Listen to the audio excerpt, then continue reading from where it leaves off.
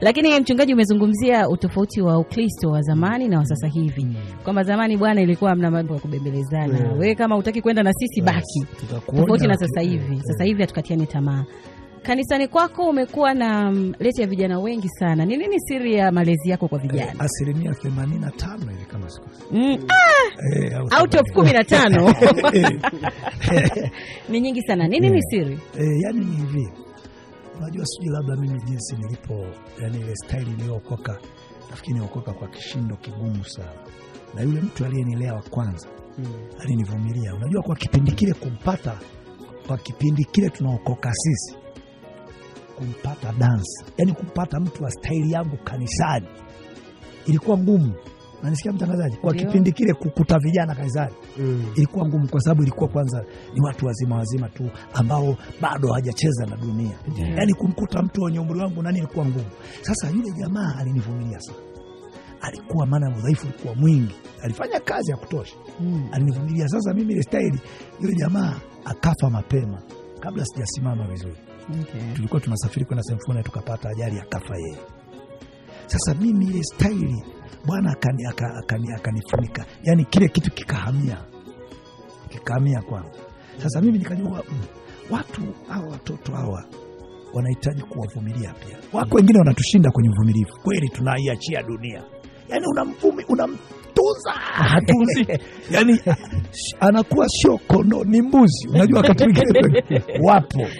Lakini kuna watu wengine tunawavumilia, watoto vijana wapo tunawavumilia. Tunapambana, wanageuka na kuwa watumishi wazuri.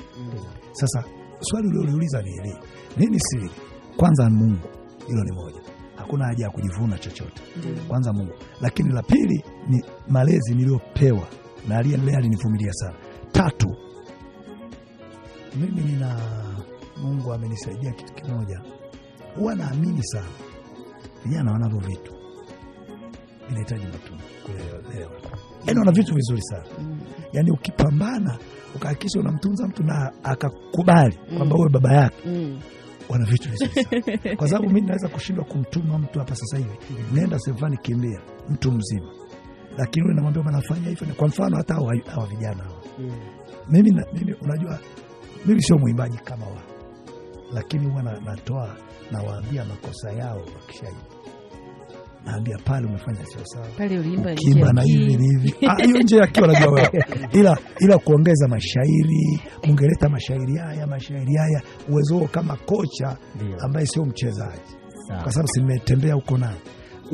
Wanaokubali wana nani? Kwa sababu sisi watu wazima tunataka kusikiza wewe kijana. Una ujumbe kupitia uimbaji. Utaimba kitu gani na sisi watu wazima tusikie? Sio unataka kulenga vijana wako. Kwa sababu huwezi kama mwimbaji wa vijana. Balance story. Yani uweke vitu ambavyo kila mtu akikaa hivi anasikiliza. Mtu mzima anasikia, kijana anasikia na anavuta.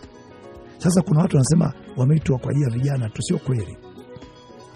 Yesu sio chotara. Yesu sio chotara. Yesu